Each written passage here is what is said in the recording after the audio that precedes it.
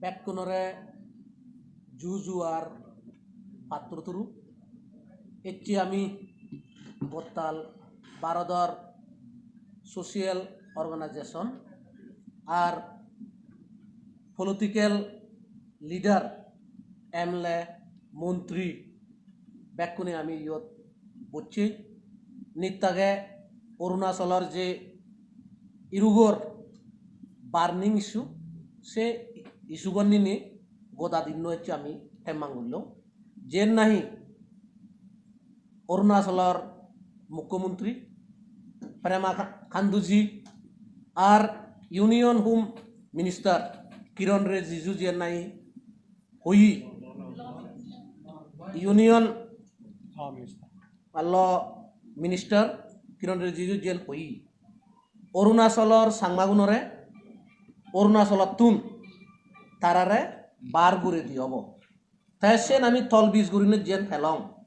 আজলে ভারত সরকারে 1964 to 1969 rehabilitation দেগই পুনর্বাসন দেগই যেন সরকারিভাবে ভারত সরকারের আইন মোতাবেক তারা শোধ দেই সেনতে ইয়ত থল বিশ গুড়িনে জেন দে হল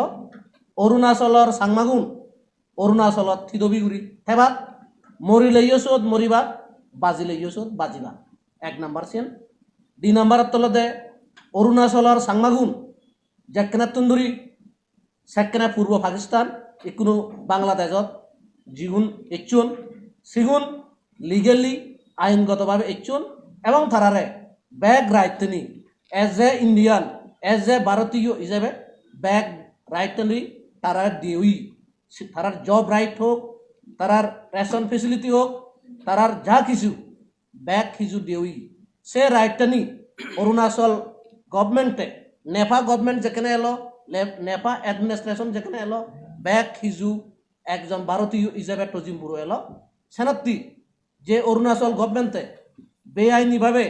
ইলিগেলি চিনি হারি লই চিনিরে যাতে রিস্টোর করা হয় যাতে ভারত সরকারে আর অরুণাচল গভর্নমেন্টে সে পুরনির যে আমার যে রাইটটা নিয়ে এলো চিনি যাতে আমার ফিরে দেয় সেনর পয়দে নেয় অরুণাচল সাংমাগুন অরুণাচলের যিখন অর্গানাইজেশন আগন ভারতর ব্যাক অর্গানাইজেশন এবং ভারতর যে কি বঙ্গে আমার যে সাংমাগুন ব্যাকুনে আমি তারা লগে আগি এবং যে পলিটিক্স গ্রুপ ব্যাক পলিটিক্সত সে রিপ্রেজেন্টেটিভ তারাইও সেনর একমত হইনি সেনর যাতে